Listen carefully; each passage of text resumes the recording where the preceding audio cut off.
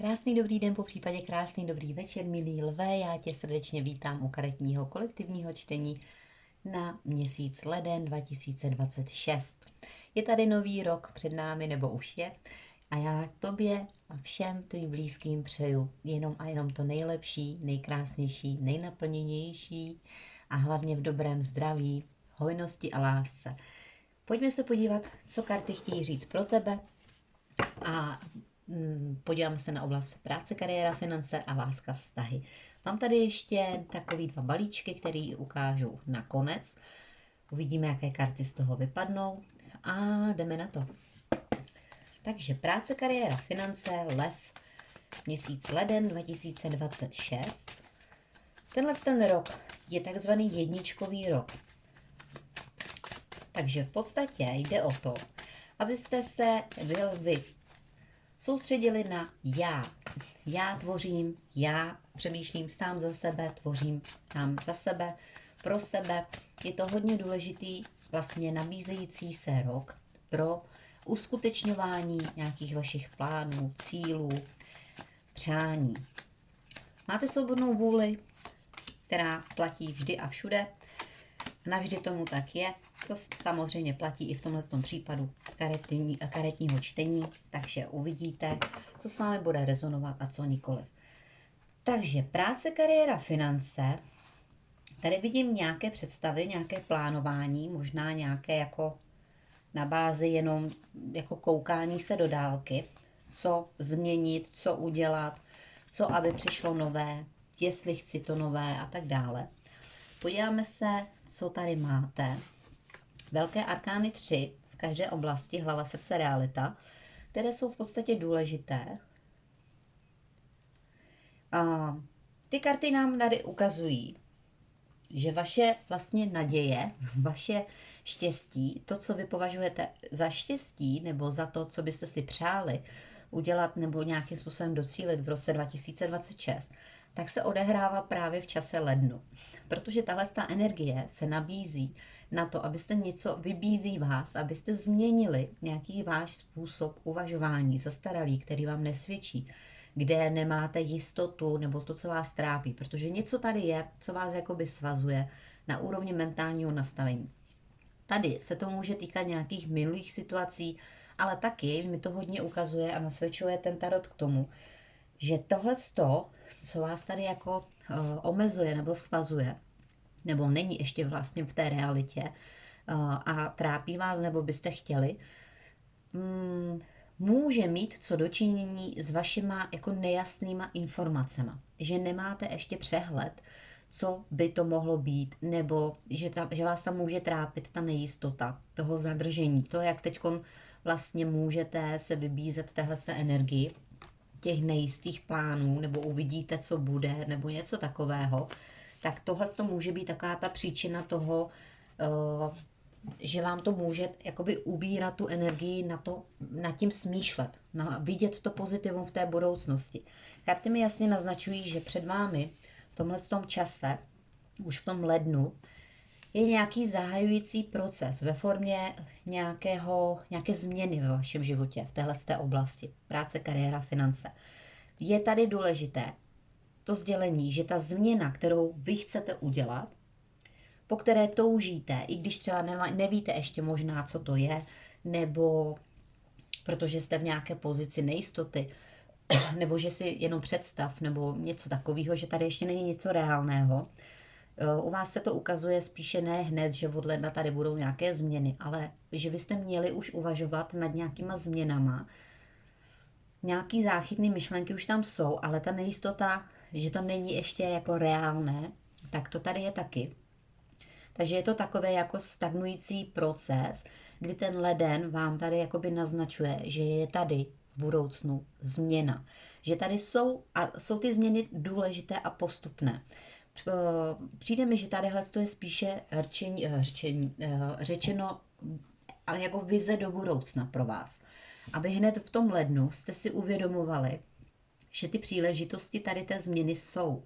Že vy tady opravdu můžete zlepšit nějakou finanční oblast nebo prostě tu tvorbu nebo cokoliv v této oblasti. Někdo tady může zvažovat nebo přemýšlet teď nad tím třeba novým bydlením, které ale ještě není jako v realitě, nebo vás tam ještě může teprve jako něco ještě jako zastavovat, že to ještě není ten čas na to stěhovat se, přemístit se. I tady to může být. Je to taková jako informativní vložka pro vás, pro ty, které tady ten výklad s vámi souzní, že ten rok jsou ty změny už naprosto nevyhnutelné. Budou v tomhle roce pro vás nevyhnutelné. Chce to ještě čas, než se pustíte nějakých zastaralých struktur, zastaralých vzorců a ty vzorce se týkají v realitě, co vám vadí, co už nechcete, vy na to teprve máte přijít. No. Máte poznat. Od ledna se budou dít totiž situace, se kterými vy se budete v realitě seznamovat a jakoby učit se z nich, poznávat, co ve svém životě chcete a co nechcete. Čemu chcete věnovat energii, čemu nechcete. Tohle je takový jako pro vás informativní, úplně jiný výklad než u jiných lidí, u jiných znamení. Vy tady totiž máte si uvědomit, co vážně nechcete, co chcete vážně změnit, protože teď je to spíše taková jako asi, nebo možná, nebo uvidím, nebo ne, to je nereálné, nebo něco takového, nebo prostě v rámci nějakých představ, které jsou nejisté. A tenhle rok vám vlastně ty karty vám říkají, že postupem času v realitě se k vám budou dostávat informace o téhleté oblasti. Konkrétně práce, kariéra, finance nebo stěhování, hmota jako taková. Budete dostávat prostě formou nějakých náhod, nějakých situací zvenčí, normálně prostě v realitě, tak jak fungujete, tak tam budete dostávat takové podněty k tomu, abyste věděli, co máte ve vašem životě změnit. Bude to takové, nemyslím si, že se to týká jedné záležitosti, myslím si, že tam je víc věcí, které byste měli přehodnotit. A karty vám říkají, že je vlastně zaručeno, že dostanete tu jistotu, že budete vědět a že vám to bude začít dávat smysl. Nebo že vám to začne dávat smysl, co se vlastně okolo vás bude dít. Leden je takový spíše pozastavující čas se sám nad sebou. A už v lednu tady můžete dostat nějakou informaci, která může být spojitá s časem. To potřebuji správně uchopit.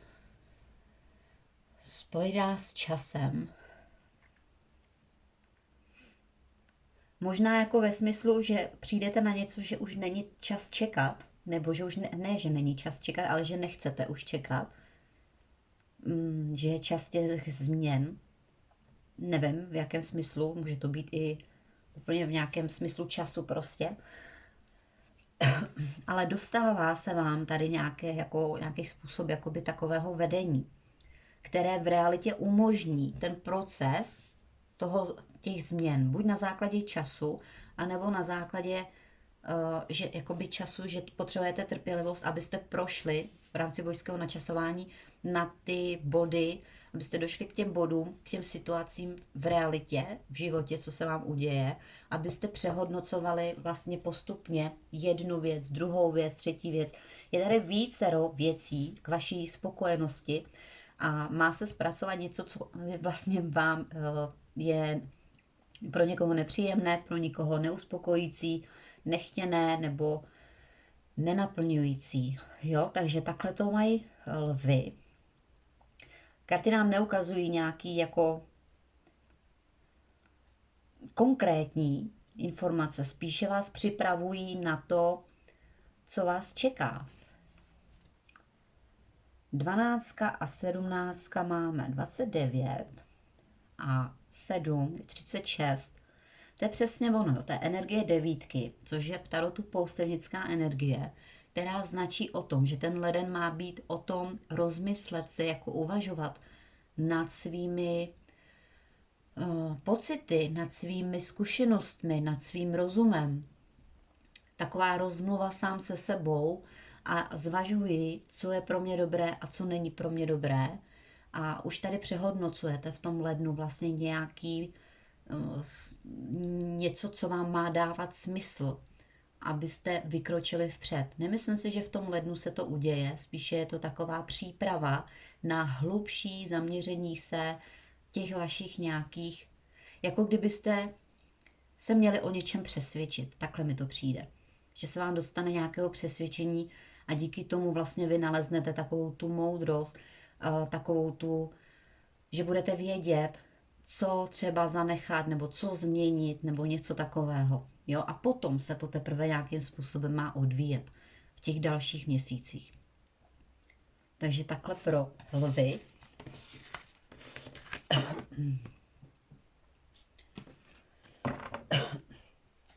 Podíváme se na oblast láska, vztahy.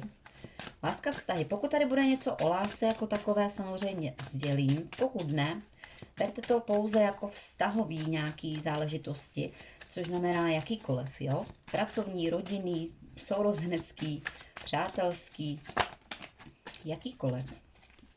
To už mě zaseklo, takže jdeme se na to podívat. Pro lvy. Je tady taková krásná jako hluboká investice, hluboké zjištění, investuji sám do sebe, sama do sebe. Jsem zastánkyně svých plánů, svého rozumu, svého rozhodování, nejistoty, představy, vím, že potřebuji to ujištění díky svým nějakým nastavením, svým schopnostem, svým plánům, své komunikaci, svým jednáním. Jako logicky uvažuji, jo, co se týče sám pro sebe, sama pro sebe.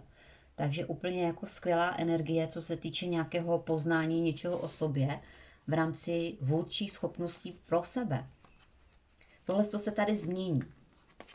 Vy tady procházíte v oblasti vztahu, tady má někdo jako hluboké nebo takové niterné stíny ve formě smutku, ve formě osamocenosti, ve formě zklamání, ve formě čehokoliv tajného, co není známé na veřejnosti nebo prostě ani v kruhu vašich blízkých. Pro někoho je tohleto, že o tom ví jedna jediná osoba a to může být matka. Pokud ne, tak se to týká pouze jenom vlastních vašich nějakých tajemství, které se týkají jak tajemství jakoby v realitě, že tady máte něco skrytého, anebo že se to týká prostě vašich nějakých emocionálních trápeníček nebo nejistot. Ale co se týče vztahu, tak tady je jasný, že vy tady uděláte něco, jako v rámci omezuji tohleto, nebo toto, nebo už nechci toto, nebo uberu támhle, protože já jsem ta jistota, já jsem priorita. Někdo tohleto začne dělat na úkor své maminky. Že tady hodně upřednostní maminku v tom lednu. Je tady nějaká zvýšená jako kdyby starostlivost, péče.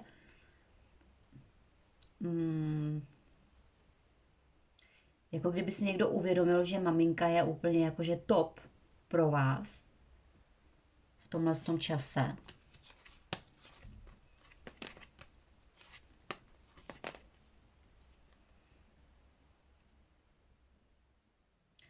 Pak je tady ještě varianta takového scénáře, že žena v domácnosti, která má svoji rodinu, se začne stávat jakoby autoritativnější sama k sobě. Začne o sebe více i dbát fyzicky, začne si plánovat, jak tenhle rok pro sebe investuje, začne tam jakoby pro sebe nějakým způsobem jako vyzdvihávat to sebevědomí, tu radost a tak dále. Je tady takové jako uvědomění si toho, co vám chybí. Abyste se cítili jako i atraktivněji, ale vlastně jako i spokojeněji. Budete více kolektivní, budete více společenští, anebo si uvědomíte, že vám toto chybí, takže tímhle s tím do sebe třeba investujete, jo? Jako kdybyste věděli, že je čas skončit s tím, jakým způsobem já jsem o sobě uvažovala, to nemusí být jenom pro ženu, a začínáte věnovat energii, začínáte si uvědomovat, jako věnovat energii sobě.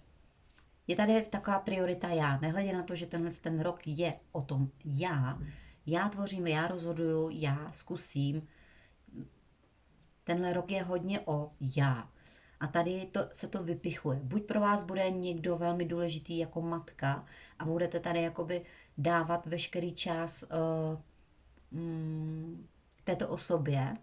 A pokud ne, tak a vy jste matka od rodiny, nebo jako žena z rodiny, která je jako stabilní, tak tady je taková informace, začínáte prostě vyzdvihávat svou osobnost tím, co víte velmi dobře, co vám třeba schází k tomu, abyste byli šťastní, nebo že jste se někde uskromnili a předtím jste si něco nekoupili, tak tenhle rok to chcete nějakým způsobem změnit.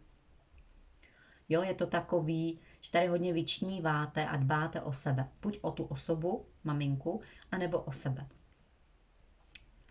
Jinak tady nevidím jako nějaký další lidi nebo něco takového. Tady je to spíše o vás. Spíše vy se zaměřujete, že už nechcete dělat, nebo třeba i se stýkat s někým, s kým nechcete, nebo lidi, kteří vás zklamali, tak tady to bude trošičku jako už odseknuté, odstraněné. Nemusí to být úplně odseknuté, spíše jakoby odtažené. Dáváte tady, věnujete čas a prostor sobě, svým plánům do budoucna, jak jakoby pracovat sám se sebou, sama se sebou. Krásná energie. Děláte si tady radost jakoby pro sebe, anebo pro tu maminku někdo.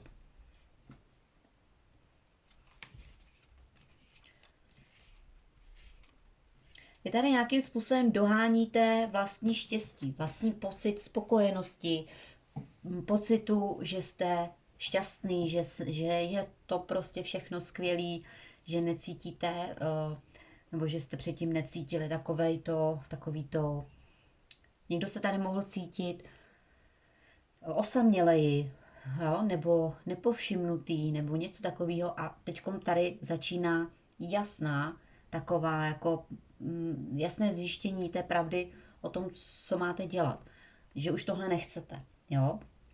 Takže krásná energie vůči nějakému většímu dopřávání si své osobnosti. Krásný. Energeticky trojka. Plánuji, pečuji. A teď tady je to ale právě buď o tu maminku, anebo o vás samotné. Jo, máte v plánu ten rok se zaměřit buď na onu osobu, anebo na vás samotnou. Že už ne jako v pozadí, že už ne jako na vás šetřit, že už ne jako pořád doma nebo něco takového. Jo, je to taková jako více lidí, více kolektivů, více zábavy, více energie, která vás potěší, ať už ve formě, že si dopřejete něco po fyzické stránce, nebo po té nějaké jakože více společenské stránce. Je tady taková tahle krásná energie. Jo, péče o sebe prostě. Starám a pečuji se o sebe. A nebo někdo tady o tu maminku. Karta pro vás. Andělé, bozi a bohyně valíček. Pro lvy. Anděl vesmíru. Rozšiřujte obzory svého myšlení. Královna pentaklu, královna mečů právě na úrovni vědomí, kde vlastně investujete právě ty vaše myšlenky do toho rozšíření, což je krásná rezonující energie. A podíváme se ještě důležitý balíček karty uvědomění hovory s Bohem. Takže co vám tento balíček chce říct na měsíc leden? Jo, je to taková jako priorita jsem já, to, co je pro mě důležité. Už na sobě nehodlám jako nějakým způsobem šetřit nebo omezovat se, nebo už nechci být pořád, jakoby, že se cítím sama, nebo něco takového. A to samé, ale buď k vám, anebo k vaší mamince, nebo k něčí mamince. Hovory s Bohem. Vaše názory vám brání prožívat radost a vaše očekávání vás činí nešťastnými. To je to, jak jsem říkala, že vlastně už nebudete chtít být nešťastnou nebo nešťastným. Budete tam chtít vlastně se angažovat s rozmyslem pro sebe. Právě, že tam chcete prožívat tu radost. Takže já vám přeju spoustu a spoustu radosti, krásných nějakých dopřávajících si věcí, zážitků, nových lidí a tak dále. Je to pro vás vyživující, najdete tím takovou tu harmonii, ten soulad sama se sebou nebo sám se sebou a ostatně vlastně se to odráží v podstatě i na všem ostatním. Takže já vám přeju jenom a jenom všechno krásný, dobrý, naplňující, radostný a zase brzy naslyšenou. Děkuju.